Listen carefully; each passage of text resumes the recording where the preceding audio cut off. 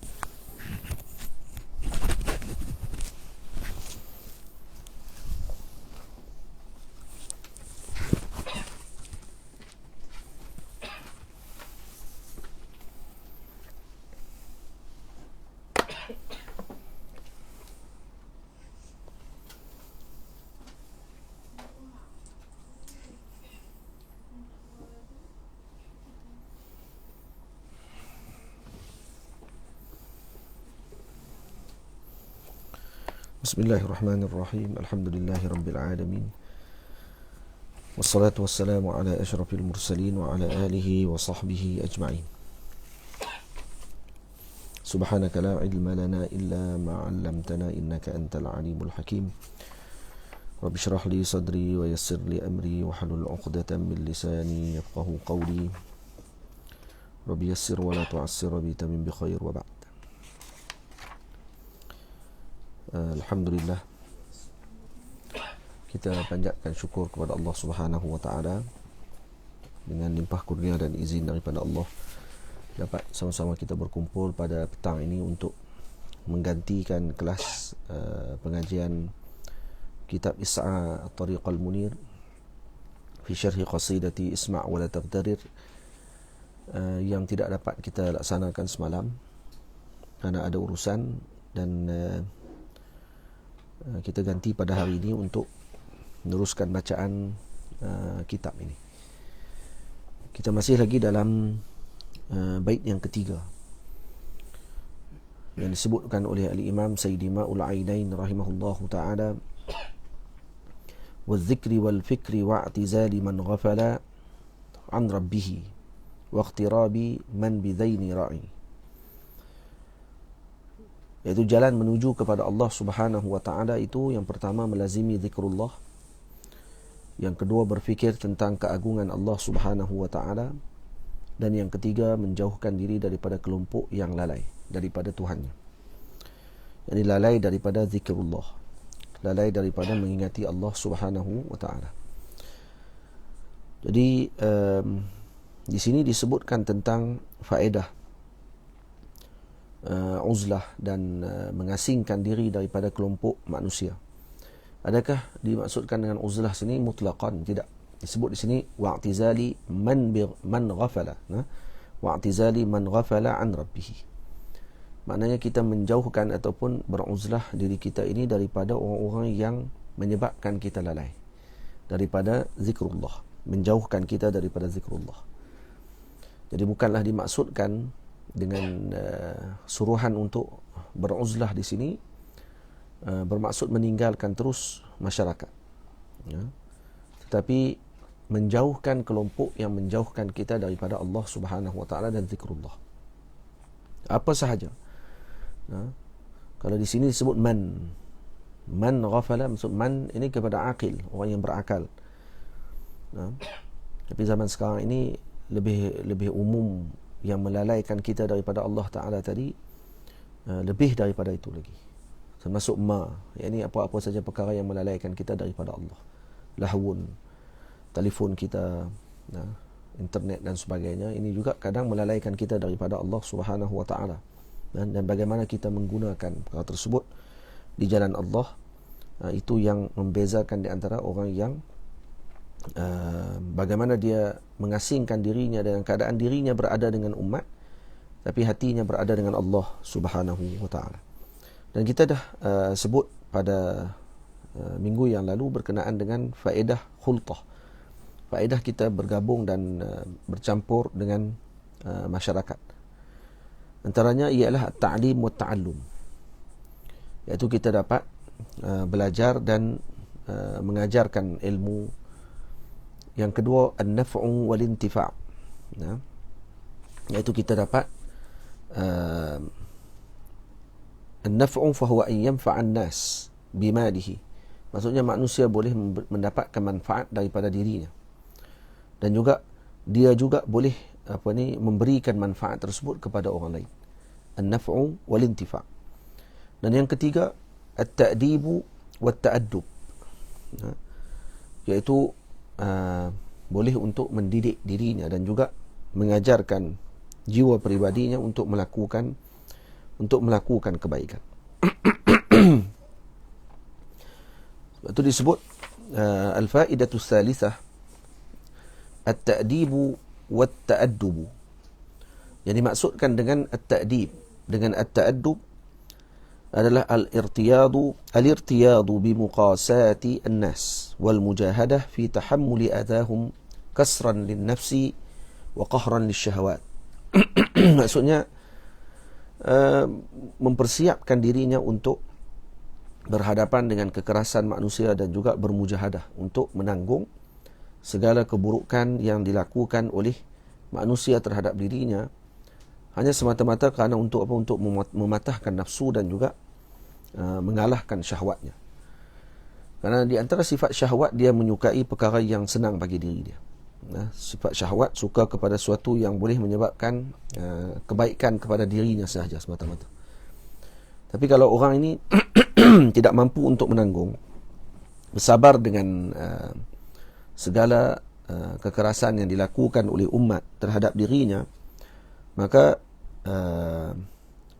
ini adalah salah satu daripada hadzun nafs, penyakit nafsu dan penyakit jiwa yang ada pada sebahagian orang, kerana dia hanya nak dilayan dan dimuliakan. Dan faedah kepada kita bermukhalatah, bercampur dengan manusia ni adalah kita dapat mempelajari bagaimana untuk bersabar dengan sifatnya manusia yang pelbagai. Wahia minal fawaid allati tustafadu bil mukhalatah. Ini faedah yang kita dapatkan ketika mana kita bercampur dan bergaul dengan manusia. Dan ini disebut oleh Syekh, wahia afdalu minal uzlah fi haqqi man lam tatahazzab akhlaquh.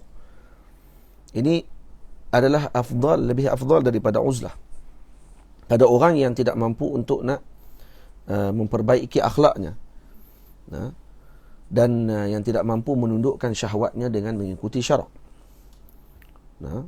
Itu disebutkan di sini, kata walihadan tadaba quddamus sufiyah fi ribatat fayuqalituna an-nasa bikhidmatihim. Karena itu intadaba quddamis sufiyah fi ribatat fayuqalituna an-nas bikhidmatihim wa ahli suq lis-su'ali minhum kasran li ru'unatin nafs wastimdadan min barakati du'a'i sufiyatil mutasarrifina bihimamihim ila Allah Ta'ala.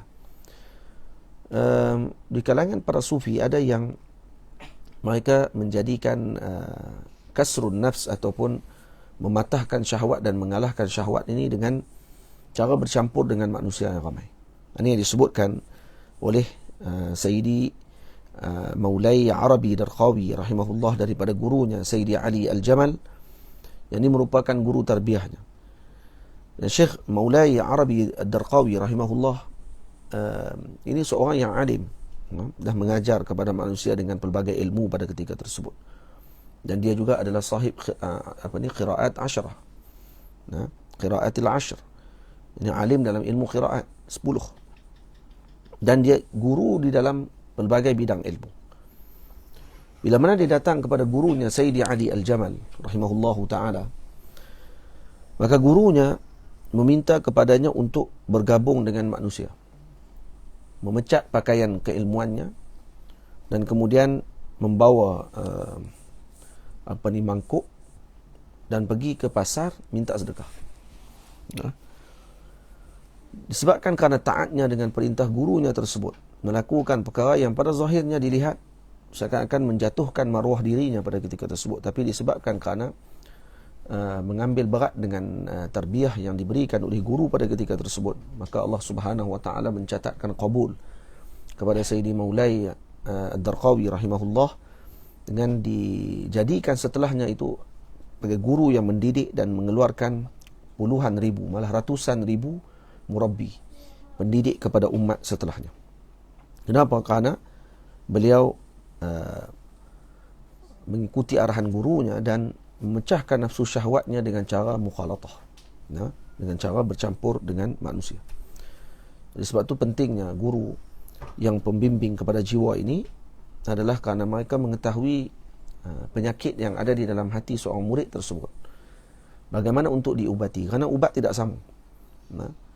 Kadang ada orang yang sakitnya hampir sama, kita nampak sakit kepala, tapi diberi ubat yang berbeza, dosnya berbeza. Kerana apa? Kerana mengikut kepada kesesuaian tubuh. Kanak-kanak kecil tak sama ubatnya dengan orang dewasa. Ubat yang diberikan kepada dewasa, kalau diberi kepada kanak-kanak kecil mungkin boleh mati. Dan ada orang yang sakitnya nampak lebih kurang sama, tapi rupanya ada penyakit lain yang juga berurutan dengan penyakit yang dia hadapi, maka tak diberikan ubat yang sama kepada orang yang hanya punya satu penyakit saja. Dan ini diketahui dalam dunia perubatan. Begitu juga dalam dunia kebatinan dan juga ilmu sufi, yang mana para ulama, mereka, para murabbi ini, mereka mengetahui tentang ubat yang diperlukan oleh seorang murid, bagaimana untuk membina dan juga membentuk peribadi mereka menjadi seorang yang berguna. Al-Imam As-Sunusi rahimahullahu ta'ala, pengarang aqidah yang masyhur, beliau ketika umurnya 19 tahun merupakan guru yang alim, yang telah mengarang kitab yang bermanfaat kepada umat. Tapi setelah dilihat oleh guru murabbinya, seperti yang disebutkan oleh Al-Imam Abdullah Syarqawi rahimahullahu ta'ala di dalam hasyiah beliau kepada Hudhudi, syarah Hudhudi bagi aqidah Al-Imam As-Sunusi rahimahullahu ta'ala, maka kata guru beliau tadi kepada Al-Imam As-Sunusi, ketika melihat wajah Al-Imam As-Sunusi, kata beliau, diminta untuk beliau menutup terlebih dahulu kelebihan tersebut dan bersama dengan gurunya sehingga umurnya 30-an. Setelah umurnya 30 tahun barulah beliau keluar bersama dengan masyarakat dan diberikan dan dicatatkan qabul oleh Allah Subhanahu wa taala terhadap Al-Imam As-Sunusi rahimahullahu taala. Dan ini pentingnya kepada guru yang membimbing, yang benar melihat penyakit muridnya. Dan kalau guru tadi sendiri tidak mengetahui tentang penyakit dirinya, bagaimana dia mampu untuk memberikan panduan dan juga petunjuk kepada muridnya untuk menyelamatkan diri daripada penyakitnya sendiri. Jadi guru murabbi juga perlu dibimbing oleh guru murabbi sebelumnya. Dan guru yang murabbi tersebut juga perlu dibimbing oleh guru yang sebelumnya. Ini bertitih dan juga bersilsilah sehinggalah kepada murabbi yang paling agung, iaitu Nabi kita Muhammad sallallahu alaihi wasallam. Atau guru murabbi bukan hanya dakwaan, kata saya murabbi, saya gini dan sebagainya. Ini bukan dengan dakwah, tapi ini dengan bukti. Mesti dengan bukti. Dan mesti diakui oleh para guru yang mencapai kepada peringkat tersebut untuk individu ini memberikan tarbiyah. Jadi ini suatu perkara yang sangat diperlukan oleh umat. Cuma bagaimana untuk kita dapatkan, banyakkan selawat kepada Nabi kita Muhammad sallallahu alaihi wasallam, kerana itulah ubat yang paling agung dan murabbi yang besar ketika mana zaman faqdil murabbi. Kalaulah kita masih mencari dan tidak bertemu, maka lazimkan selawat. InsyaAllah dengan barakah selawat akan diberikan petunjuk oleh Allah Subhanahu wa taala terhadap seseorang tersebut. Kemudian faedah yang seterusnya bagi orang yang bermukhalatah, bercampur dengan manusia, adalah al-isti'nas wal-inas. Iaitu dia mampu untuk menjinakkan dan juga berjinak dengan manusia. Hatinya akan jadi rasa lembut dengan orang. Contohnya seperti hadir ke majlis. Orang buat kenduri kahwin, kita pergi.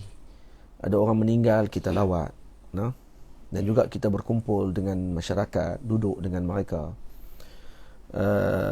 dengan cara yang tidak diharamkan oleh Allah Subhanahu wa taala. Ya. Dan terkadang ada di kalangan umat ini yang ketika para guru ini berada dengan mereka, ini akan memberikan kesan yang besar dalam kehidupan mereka dibandingkan dengan guru yang hanya berasingan, duduk berasingan dengan para muridnya dan tidak pernah bergaul dengan muridnya, tak pernah mengetahui dan bersembang dengan para muridnya. Maka ini tidak akan mampu untuk menurunkan segala akhlak dan peribadi guru tersebut.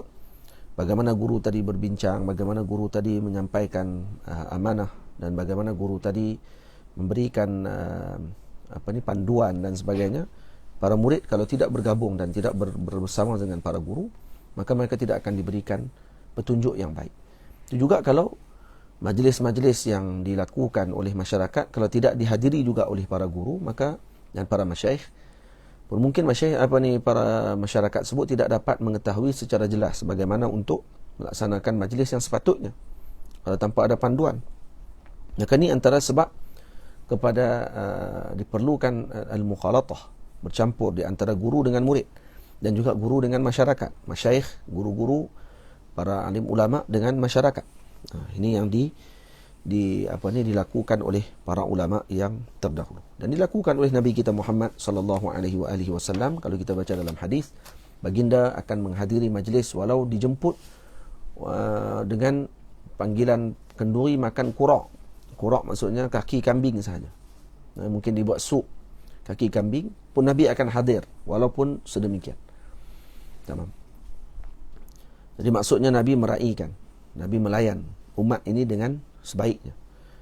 Dan para sahabat dalam hadis pernah disebut melawat Nabi SAW dan kemudian menjemput baginda Rasul untuk datang ke rumah mereka.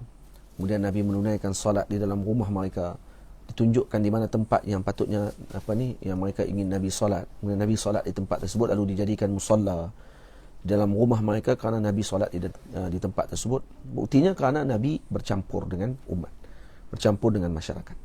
Tamam? Tapi bukan hanya bercampur dan kemudian mengikuti arusnya. Tak. Bercampur dengan keadaan menjadikan umat terkesan dengan dirinya. Bukan dia yang terkesan dengan umat. Ini antara simbolik bila mana Sunan Bonang melintasi sungai. Dilihat oleh Sunan Kalijaga.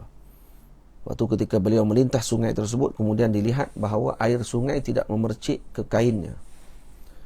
Diterjemahkan simbolnya tadi oleh sebahagian para muarrikh, mengatakan bahawa ini maksud bahawa Sunan Bonang ini bergerak di dalam masyarakat seperti mana beliau menongkah arus air sungai tersebut. Tetapi air sungai tadi tidak memercik ke kainnya, maksudnya adat. Dan juga perkara-perkara yang dilakukan oleh umat pada ketika tersebut tidak mempengaruhi Sayyidina Sunan Bonang pada ketika tersebut. Sebaliknya umatlah yang terkesan dengan pergerakan dan perjalanan kerohanian beliau. Ini yang sepatutnya dilakukan, dan kalau kita ingin bermukhalatah, maka kalau kita mampu dengan sedemikian, silakan mukhalatah. Silakan bercampur. Tapi kalau kita lebih akan menyebabkan kita yang dipengaruhi, bukan kita yang mempengaruhi, maka sebaiknya untuk kita berasingan pada ketika tersebut, kerana kita ini tidak tetap pendiriannya. Kalau kita tetap pendirian kita, prinsipnya jelas, kemudian mengikuti sunnah baginda Nabi kita Muhammad sallallahu alaihi wasallam dan mampu untuk menyampaikan sunnah baginda Rasul tadi dengan cara yang terbaik, maka yang tidak menyampaikan, tidak menjadikan fitnah kepada sunnah baginda Rasul, maka sebaiknya untuk individu tersebut bercampur gaul dengan umat baginda Rasul sallallahu alaihi wasallam. Tamam. Kemudian yang seterusnya, faedah kita bergabung dan bergaul dengan umat adalah nailis thawab, dan mendapatkan pahala. Mendapatkan pahala. Contoh mendapatkan pahala seperti apa? Dengan bercampur kita dapat pahala tersebut, iaitu dengan kita hadir, menghadiri jenazah orang yang wafat, iyadatul marda, melawat orang-orang yang sakit, hudurul aidain, kemudian kita hadir ke majlis hari raya. Jadi hadir Jumaat sudah pasti ya tu. Sudah hadir Jumaat, sudah wajib. Macam mana uzlah pun Jumaat kena pergi. hudur jamaah, hadir ke solat jamaah, kecuali kalau ada rukhsah yang menyebabkan dia terpaksa tinggal, dan ataupun dia mendapatkan ataupun memberikan pahala kepada orang lain pula. Macam mana? Inalatuhu maksudnya, yang pertama nailis sawa, yang kedua inalatuhu. Maksud dia mendapatkan pahala dengan cara dia melaksanakan amal yang ditunjukkan oleh baginda Nabi. Yang kedua, orang pula boleh mendapatkan pahala bila mana dia bergabung dengan masyarakat. Contohnya bagaimana? Orang boleh melawat dia. Umat datang melawatnya, mengambil faedah daripada dia. Dan kemudian dengan faedah ziarah tadi mendapatkan pahala ziarah. Dan kita pula mendapat pahala melayani tetamu. Jadi masing-masing mendapatkan faedah tersebut. Jadi ini faedah ketika bergabung dengan umat. Cuma adalah ada adab ziarahnya. Bagaimana kita menziarahi orang-orang yang saleh, bagaimana kita menziarahi para guru, bagaimana kita menziarahi para alim ulama. Dan ini ada saya sebutkan dalam kitab saya yang saya karang, iaitu Mursyiduz Zuwar ila Ziyaratil Akhyar, iaitu petunjuk kepada para penziarah bagi menziarahi orang-orang yang terpilih di sisi Allah Subhanahu wa taala, sama ada yang masih hidup ataupun yang telah wafat. Nanti insya-Allah akan dikeluarkan kembali kitab tersebut, akan dicetak semula nanti insya-Allah Subhanahu wa taala. Dalam tu disebutkan, saya sebutkan ada adab yang telah disenaraikan oleh para ulama ketika kita nak melawat orang yang masih hidup di kalangan para aulia dan ulama, dan bagaimana kita nak melawat orang-orang yang telah wafat di kalangan para aulia dan ulama. Semuanya ada adab yang perlu dilaksanakan dan perlu kita raikan, maka ini akan menyebabkan perkara tadi mendapatkan barakah dan juga manfaat yang besar ketika mana kita bermukhalatah ataupun bergabung dan bergaul dengan umat yang ramai ini. Kemudian faedah yang seterusnya, fi i'tiyadit tawadhu. Dengan mukhalatah kita dapat membiasakan diri kita dengan tawadhu. Dan ini adalah afdalul maqamat. Sebaik-baik maqam adalah tawadhu. Dan ini tidak akan mampu dilakukan, tawadhu tidak akan mampu dilakukan ketika bersendirian. Seorang-seorang tak boleh nak tawadhu. Tawadhu ni akan berlaku ketika mana ada muqabalah. Ada timbal balik. Kita ada orang yang bermuamalah dengan kita dan bagaimana sikap kita pada ketika tersebut. Dan tawadhu ni fil qalb, dalam hati. Bukan dengan traqir ra's, bukan hanya dengan tunduk kepala bermakna tawaduk, tidak. Mungkin ada orang yang tunduk kepala tapi dalam hatinya tinggi, takabur. Tundukkan kepala tadi kerana menunjukkan bahawa ketakaburannya yang sangat tinggi tadi, maka dia tundukkan kepalanya di depan orang lain hanya semata-mata untuk menunjukkan bahawa dia tinggi. Mungkin.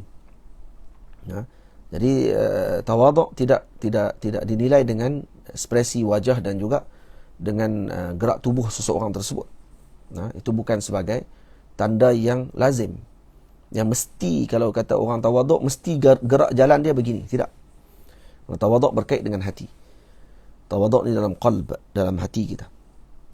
Kenapa? Kenapa perlu bercampur untuk kita nak laksanakan tawaduk? Kerana boleh jadi takabbur qad yakunu, kata Syekh, qad yakunu al-kibru sababan fi ikhtiyaril uzlah. Boleh jadi seorang tadi memilih untuk uzlah kerana takabur. Walaupun uzlah ni benda yang baik, tapi ada orang mungkin dia memilih uzlah kerana takabur. Kerana dia ingin seolah-olah meletakkan gap ataupun ada jurang di antara dia dengan umat. Itu yang kadang boleh sebut saya tak layak ada di masjid. Saya bukan tempat saya di masjid untuk saya mengajar. Ini masyarakat awam, tak tahu apa-apa. Tempat saya ni di tempat saya saja. Saya bukan di masjid. Masjid ni masyarakat awam, orang yang tak erti. Jadi saya tak boleh pergi ke tempat-tempat macam tu. Kalau nak panggil kena ada seminar, kena panggil dengan cara yang terhormat dan sebagainya. Kalau tak dilayan dengan cara yang terbaik pada ketika tersebut, maka saya ni bukan maksud seolah-olah kata bukan standardnya saya pada ketika itu. Ini bahasa orang yang kadang-kadang keluar daripada sebahagian orang yang moga-moga Allah Ta'ala lindungkan kita daripada ucapan tersebut. Lepas tu ada seorang lelaki di kalangan para alim, di kalangan Bani Israel, yang mana diceritakan bahawa dia telah mengarang hampir 360 buah kitab yang cerita berkenaan dengan hikmah. Kemudian, dan dia mengatakan bahawa dia telah sampai kepada kedudukan yang tertentu pada ketika tersebut disebabkan kerana karangannya yang banyak. Maka Allah Subhanahu wa taala mewahyukan kepada salah seorang di kalangan nabinya untuk berkata kepada lelaki tersebut, innaka qad mala'tal arda nifaqa. Sungguhnya kamu telah memenuhkan dunia ini dengan nifaq. Itu kamu karang kitab banyak-banyak tadi, itu bukan ikhlas kerana Allah Ta'ala, kan nifaq saja. Kamu memenuhkan kemunafikan dalam alam ini dengan karangan-karangan kamu. Dia kata Allah, wa inni la aqbalu min nifaqika syai'a. Dan aku tidak menerima sikit pun daripada kemunafikanmu. Kata Allah dengan wahyu kepada Nabi tersebut. Nabi tadi menyampaikan kepada lelaki ini. Kemudian qala fataqalla wa anfarada fi sarbi tahta al-ard. Kemudian lelaki ini pun bila dengar kata berita tadi daripada Nabi, maka terus dia masuk ke dalam gua, di dalam tanah. Dibuat ada macam terowong dalam tanah, dia duduk dalam tanah tu. Di bawah bumi. Karena dia kata dia tak mau campur dengan orang. Nak uzlah lah waktu ni. Wa qala al-an qad balagtu ridha rabbi. Mereka sekarang dah sampai kot. Dah berapa lama dah duduk dalam gua tadi dengan wirid, dengan zikirnya. Mungkin konon-kononnya berjauhan daripada umat pada ketika tersebut. Dan dia kata, mungkin aku dah sampai dengan redanya Tuhanku. Maka Allah Ta'ala mewahyukan kepada seorang di kalangan nabinya. Dan katakan kepada orang tadi, kata Allah kepada Nabi tersebut, qul lahu, katakan kepada fulan tadi, innaka lan tablugha ridaya hatta tuqalitan nasa wa tasbira ala adahum. Kamu tidak akan mampu untuk mencapai redaku sehingga kamu bercampur dengan manusia dan bersabar dengan keburukan yang mereka lakukan kepada kamu. Maka dia pun keluar daripada tempat uzlahnya. Kemudian dia pergi ke suk, bercampur dengan orang ramai, duduk dengan mereka, makan dengan mereka. Dan sehinggalah Allah Subhanahu wa taala mewahyukan kembali kepada Nabi tersebut, katakan kepada fulan tadi, al-an qad balagha ridaya. Telah sampai redanya aku. Lelaki tadi telah sampai redanya dengan aku. Dengan apa? Dengan mukhalatah. Sebab tu setiap kita ni ada kedudukannya. Berapa ramai di kalangan orang yang mu'tazil. Mu'tazil maknanya sini orang yang beruzlah dalam rumahnya, wa ba'ithuhu al-kibr. Yang menyebabkan dia beruzlah di dalam rumahnya tersebut adalah kerana takabur. Tak mau bertemu dengan umat. Tak boleh nak sembang katanya. Kerana intelektual dan juga mentaliti umat ni tak sama macam dia. Jadi ini takabur. Ini takabur yang berat yang kadang-kadang berlaku kepada sebahagian orang. Kita kena tengok balik diri kita bagaimana. Kerana kita tak mau pergi ke satu tempat. Kita tak mau bercampur gaul dengan masyarakat di tempat tersebut. Kerana kita kata mereka ni kolot. Mereka ni fikiran tak membangun. Dan kerana apa? Kerana kita dah bina jurang di antara kita dengan umat pada ketika tersebut. Mungkin mereka inginkan kebaikan daripada kita, tapi kita yang menghalang dan juga meletakkan jurang dan meletakkan tembok besar di antara kita dengan umat pada ketika tersebut. Lepas tu sebahagian pondok-pondok dan juga pesantren sebagainya tidak ada pagar yang tinggi yang menghalang daripada umat untuk masuk ke pondok tersebut mengambil manfaat. Tapi sekarang ni zaman tak sama macam dulu lah. Zaman lah kalau pondok buka sangat pun lagi hilang habis dalam pondok tu. Sebab jadi nak kena check and balance lah. Maksud masing-masing lah.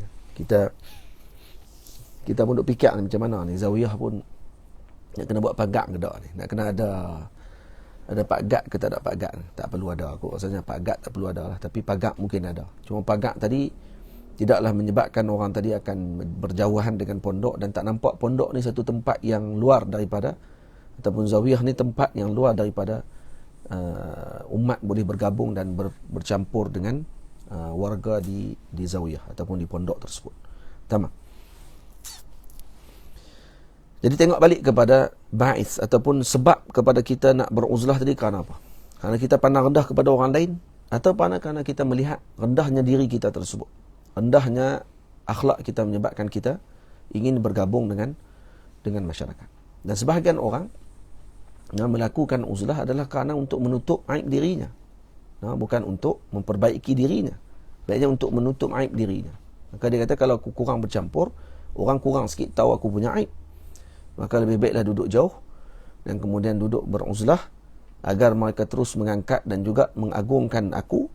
Disebabkan kerana aku tidak bercampur dengan orang, maka kuranglah orang mengetahui tentang keburukan dan juga kekuranganku, maka berterusanlah umat ni akan mengangkat dan juga memuliakan aku. Ini sebenarnya disebutkan oleh Sidi Ma'ul Ainain. Ini penyakit ada di kalangan sebahagian manusia. Moga Allah Ta'ala lindungkan kita daripada fikiran tersebut. Ya. Dan sifat orang-orang begini, kata Al-Imam Ma'ul Ainain, mereka ini annahum yuhibbuna an yuzaru wala yuhibbu an wala yazuru. Mereka tak pernah melawat orang, tapi mereka suka dilawat. Orang main lawat dia suka. Syok orang main lawat dia. Tapi dia nak lawat orang tak? Saya tak lawat orang. Orang main lawat saya, ya. Ada macam tu panggil. Nah.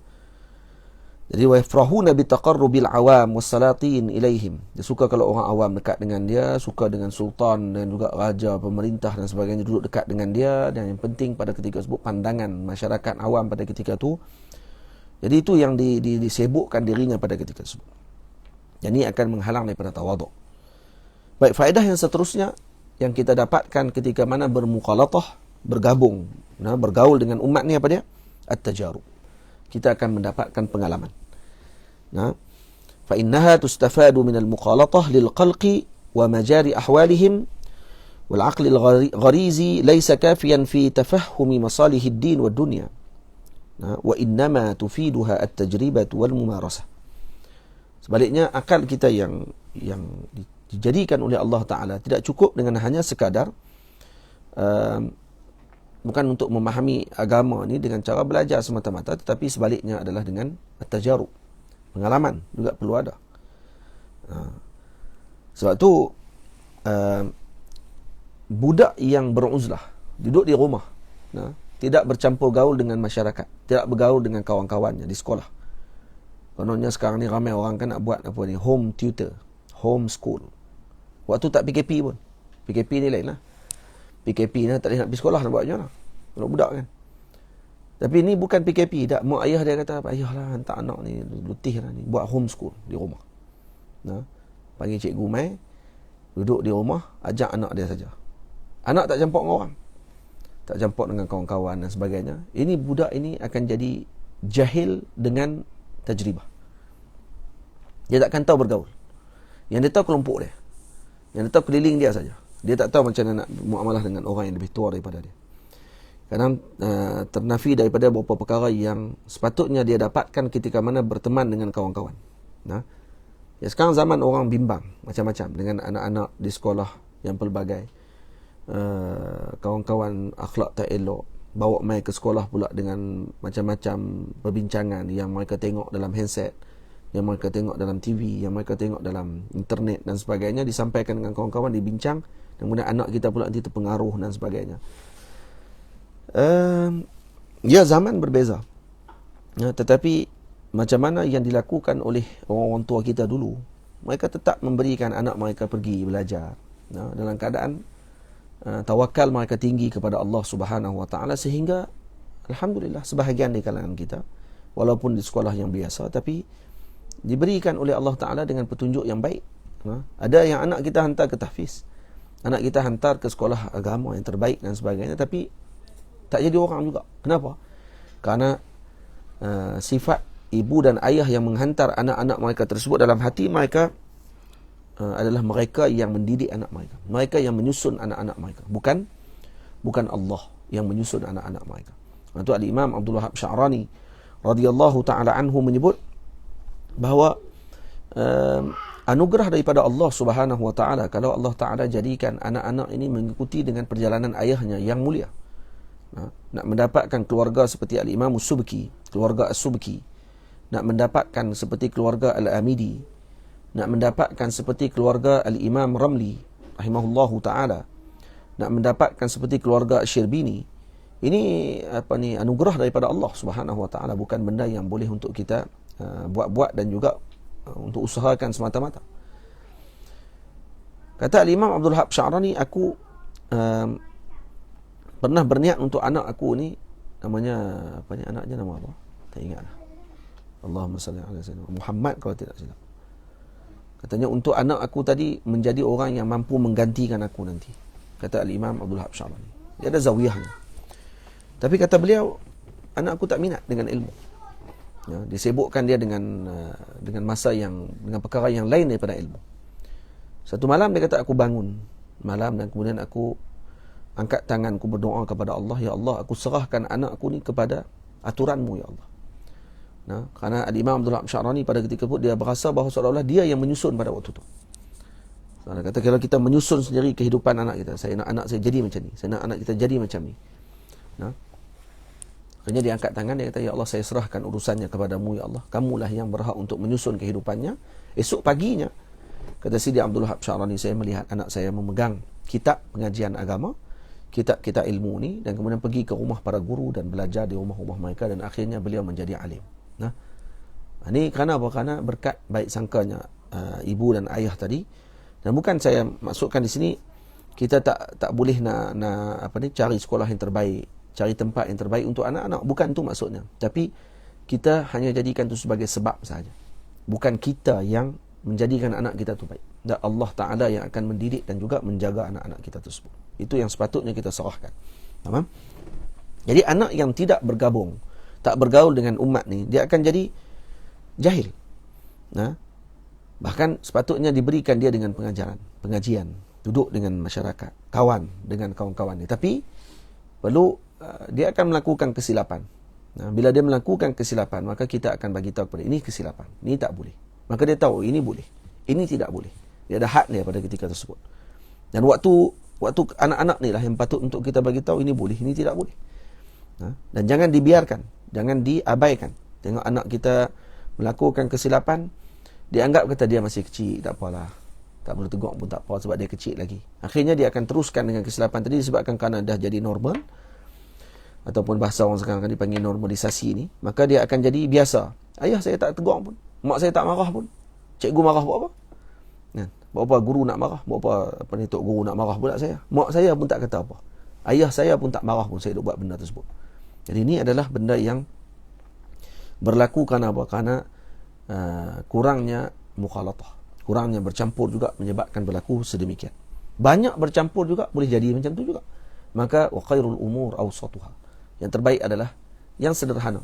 Nah, yang tidak menyebabkan orang tadi menjauhkan dirinya daripada Allah dan yang tidak menyebabkan dia terus jadi jahil daripada bagaimana untuk bermuamalah dengan umat ini. Nah, lepas tu bila duduk dengan guru, kita belajar dan sebagainya, kita tengok macam mana guru kita bermuamalah. Bagaimana guru tadi bermuamalah dengan temannya. Bagaimana guru tadi bermuamalah dengan musuhnya. Bagaimana guru tadi bermuamalah dengan orang yang dia sukai, yang tidak dia sukai. Apa yang panduan yang diberikan oleh guru-gurunya tersebut menyebabkan dia akan mendapatkan pengalaman, bergabung pengalamannya dengan gurunya tersebut, maka ini akan dijadikan panduan dalam kehidupannya setelah itu. Faham? Lepas tu murid tidak boleh hanya melihat, berteman saja dengan guru tapi tidak ambil pengalaman guru. Bukan ambil pengalaman guru, mesti duduk dengan guru tu tanya, apa pengalaman Ustaz? Tak perlu tanya macam tu. Tengok aja. Oh macam ni rupanya. Tok guru ni buat macam ni rupanya. Oh kalau macam ni rupanya. Macam tu. Itu baru murid yang wa'yun, yang cerdik dan juga mengambil berat dengan perkara tersebut. Tamam. Sebab tu ini antara faedah mukhalatah, iaitu tajarub. Tajribah, mengambil tajribah dan juga pengalaman. Lepas tu disebutkan dengan tajribah juga menyebabkan kita boleh melatih diri kita, melihat kita ni lakukan kerana apa, amalan yang kita buat ni kerana apa, kerana orang, kerana Allah, ataupun kerana hazun nafs, kerana jiwa dan peribadi kita sendiri, kita nak rasa tenang dan sebagainya, maka saya pun buatlah benda tersebut, amalan yang saya nak buat tadi ni. Cuba tengok di sini ada satu kisah diceritakan bahawa seorang lelaki mengatakan, aku membiasakan diriku dengan solat berjemaah selama 30 tahun, yang keadaan aku menunaikan solat 30 tahun tersebut pada saf yang pertama. Ini ceritanya disebut oleh Al-Imam Sayyidi Ma'ul Aidain. 30 tahun, ini bukan masa yang kecil, yang pendek. Lelaki ini menunaikan solat berjemaah selama 30 tahun dan tidak pernah duduk di saf yang kedua. Sentiasa di saf yang pertama. Tetapi satu hari, kata beliau, sebabkan kerana ada uzur, saya terlambat ke masjid dan saya dapati tempat yang saya biasa duduk pada saf yang pertama itu telah dipenuhi dan tak ada lagi tempat di saf yang pertama pada waktu tersebut. Dan pada waktu itu aku terpaksa duduk di saf yang kedua selepas 30 tahun ni. Fawajadtu nafsi tastash'iru qajalah min nazarin nasi ilayya qad subiqat ila safil awal. Maka waktu tersebut berasa dalam hati aku ni, dah 30 tahun aku solat dalam keadaan saf pertama. Macam mana orang tengok nanti tengok, takkan Syekh ni duduk saf kedua? 30 tahun duduk saf pertama, hari ni duduk saf kedua. Maka setelah perasaan tadi datang dan perasaan hatiku, maksudnya aku ni melihat kepada pandangan orang, maka aku ketahui, fa'alimtu anna jami'a salawati allati kuntu usalliha kanat masyubah birriya mamzujah biladzati nazarin nas ilayya wa ru'yatihim iyaya fi zumratis sabiqina ilal khair. Rupa-rupanya baru saya tahu amalan yang saya lakukan tadi bercampur dengan riak, dan juga saya lebih suka orang nak tengok saya rupanya. Sebab tu bila saya duduk di saf yang kedua selepas 30 tahun, saya berasa malu pada waktu tu kerana takut orang tengok saya duduk di saf kedua. Ajaib nah ni. Baru saya tahu banyak amalan saya tadi rupanya tak ada apa pun. 30 tahun tadi kosong saja. Yang tu pelajar datang ke pondok. Kenapa? Nak suruh orang panggil kita ni alim nanti, nak suruh orang kita ni panggil kita ni orang yang hebat. Kamu belajar fulan dengan fulan, kemudian kamu belajar kitab itu, ini dan sebagainya, kamu dah boleh gini dan sebagainya. Gitu niat kita untuk kita belajar. Tak, kalau niat itu kita belajar, maka kita ini tidak ada apa-apa, dan ini akan menyebabkan kita akan memberikan kebahayaan kepada umat. Bahaya kepada umat itu lebih besar daripada manfaat kepada umat. Orang yang begini bahayanya lebih berat lagi. Kerana dia nanti akan mendatangkan kerosakan, dan kalau dia ada murid, muridnya akan terpindah akhlak rosaknya tadi kepada murid tersebut. Dan ini yang kita doakan, moga Allah Ta'ala lindungi kita daripada sifat tersebut. Kerana attiba' sarraq, kerana attiba'ah ataupun at-tab'u sarraq, tabiat ini mencuri, dan ini akan kita bincangkan pada pengajian yang akan datang. Waqtirabi min man bidaini ra'i, dan ini akan kita perolehi dengan cara kita bergabung dengan orang yang ahli zikir dan juga ahli fikir, dan kita bergabung dengan awliya dan salihin, maka kita akan mendapatkan dengan nikmat sohbah tersebut suatu yang baik. InsyaAllah minggu hadapan kita akan bincang berkenaan dengan iqtirabu min ahli zikri wal fikri, iaitu kita bergabung dengan ahli zikir dan juga ahli fikir, yang moga-moga kita dapat manfaat dengan perkara tersebut. Aku qauli hadza, astaghfirullahal azim li wa lakum. Saya mohon ampun, mohon maaf. Terima kasih sekali lagi kepada Fadil Ustaz Zuhair Abdullah, dan kita doakan moga Allah Taala beri kesembuhan kepada beliau, kerana beliau baru menghadapi pembedahan, dan moga disembuhkan, diberikan kesihatan oleh Allah Subhanahu wa taala. Juga kepada warga Matis dan seluruhnya dan yang mengikuti majlis pada petang ini, moga Allah Subhanahu wa taala memberikan kebaikan dan kemuliaan kepada semua. Qul qauli hadza, astaghfirullahal azim li wa lakum. Assalamualaikum warahmatullahi wabarakatuh.